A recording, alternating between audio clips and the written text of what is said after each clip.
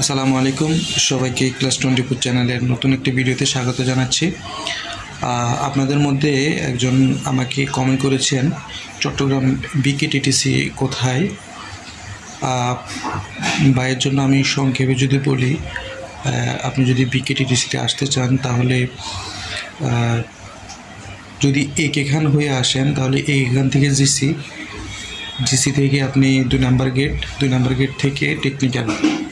আপনি যদি টেকনিক্যাল এসে কাউকে জিজ্ঞেস করেন পলিটেকনিকের গেট কোনটা বা পলিটেকনিক কীভাবে যায়, আপনি একই রাস্তায় বিকেটিটিসি এবং চট্টগ্রাম পলিটেকনিক পাবেন। এটা চট্টগ্রাম নাসিরাবাদ অবস্থিত।